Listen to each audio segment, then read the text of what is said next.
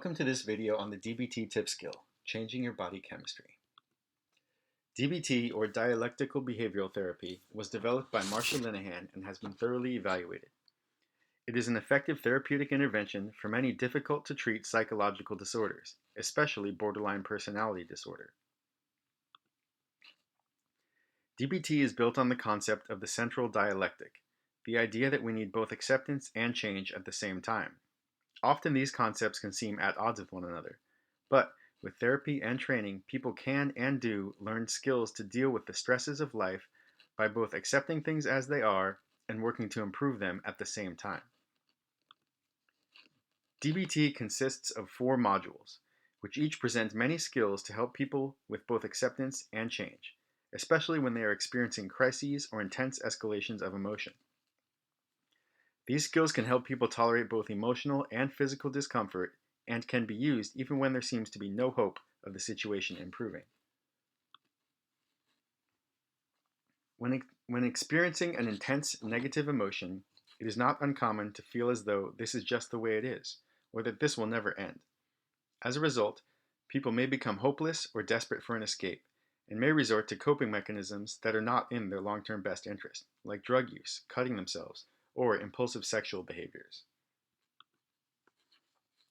Distress tolerance skills, like TIP, were designed by Marshall Linehan as easily accessible, straightforward tools to help people use more adaptive and less destructive strategies when they feel they are faced with overwhelming situations. TIP stands for temperature, intense exercise, paced breathing, and paired relaxation. TIP skills help us change our body chemistry to regain control of our emotions and behaviors. Body chemistry. What's going on when we become distressed? When we perceive threats, our brains and bodies undergo a plethora of activities. First, stimuli are processed by our brains through the thalamus, specifically the lateral geniculate nucleus or the medial geniculate nucleus. After arriving in the thalamus, signals are sent throughout the brain for further processing via the dorsolateral prefrontal cortex or the anterior cingulate cortex, or immediate action. For immediate action, signals are sent to the amygdala, the brain's fear factory, or the inferior and superior colliculi, which are responsible for reflexes like ducking and flinching. If our brain, via the dorsolateral prefrontal cortex, determines the threat is relevant, which can be exacerbated by things like trauma histories or perceptions of the world, then it distributes a mixture of cortisol and norepinephrine to ready the brain for action. At the same time, the hypothalamus tells the pituitary gland to ready the body for action. Our bodies are primed for fight or flight responses through the creation and distribution of adrenocorticotropic hormone, better known as ACH, in response to the stimulus. With all this going on, the body is primed for either fleeing or fighting. If we have erroneously perceived the threat in the first place, the chemicals priming us for action may be doing us a disservice. Back to TIP. Remember, the T is for temperature. Recall the last time you dove into cold water.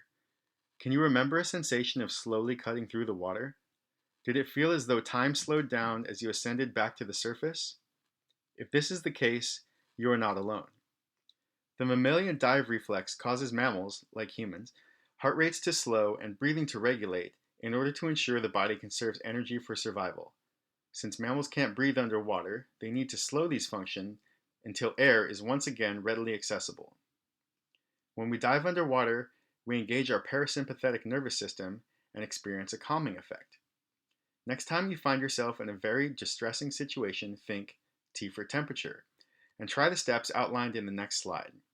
When we briefly change our temperature, we can ground ourselves in the present moment and recapture control of our thoughts and actions by changing our body chemistry.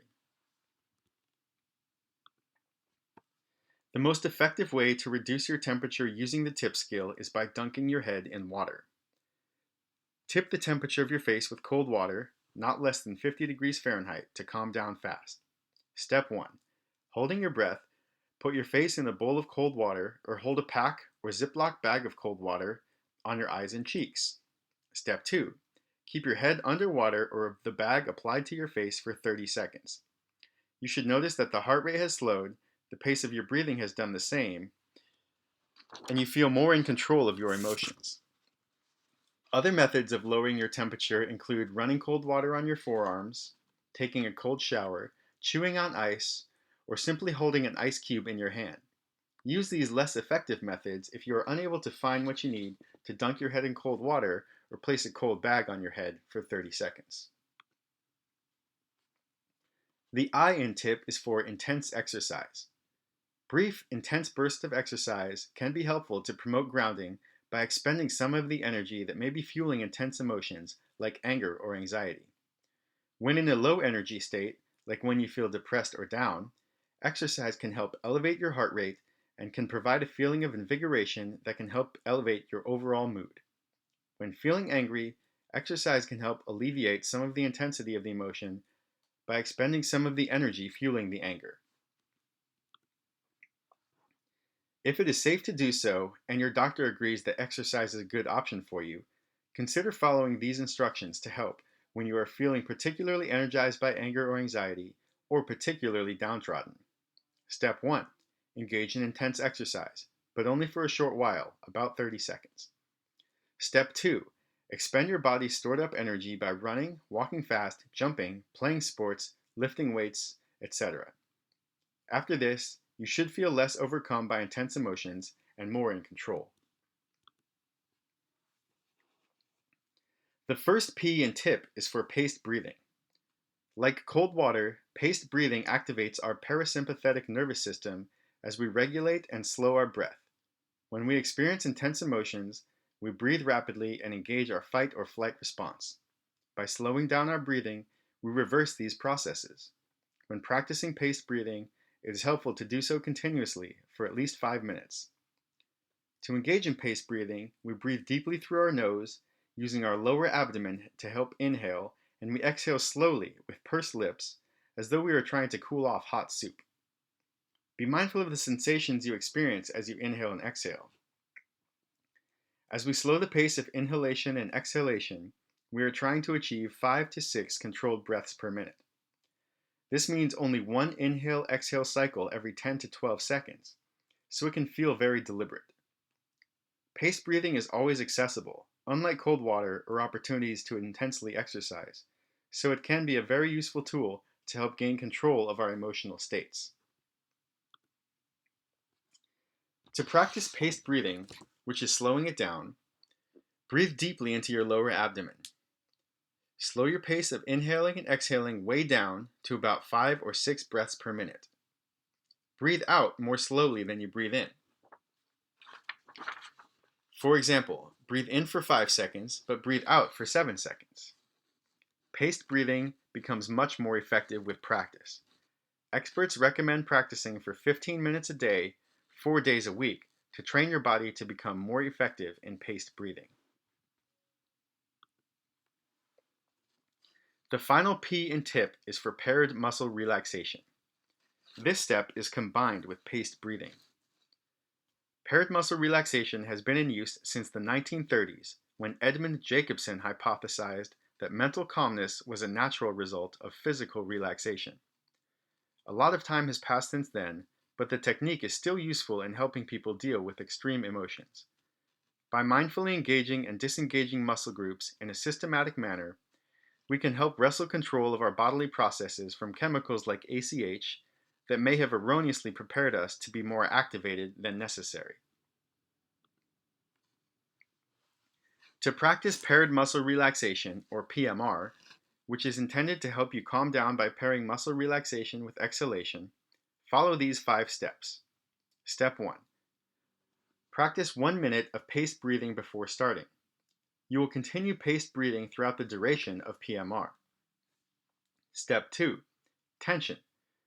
Deliberately and gently tense the first muscle group for 5 to 10 seconds. Step 3. Relax. While exhaling, quickly and fully release the tension in the muscle group. Focus on the difference in sensation as you release the tension. Step 4. Rest. Take 10 to 20 seconds to relax before repeating steps 1 and 2 again with different muscle groups. Step 5. Return. After completing each muscle group, return your focus to the present moment.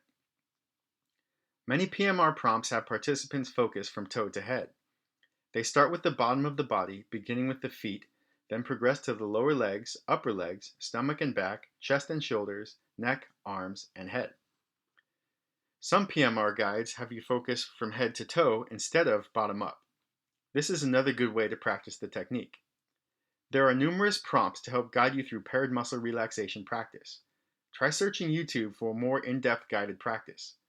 Like paced breathing, paired muscle relaxation becomes more effective with practice. Some experts recommend doing so for 20 minutes per day, every day, until you are comfortable guiding yourself through the technique. Remember, TIP is a technique that can help you regain control of your body chemistry.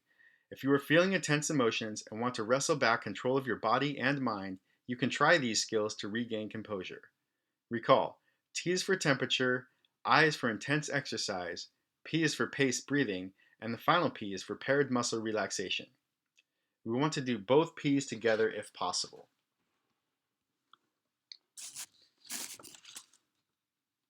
Thank you for watching this video on TIP skills and how to take control of your body chemistry. I hope you've learned valuable techniques that you can use when your emotions are elevated beyond what the situation calls for.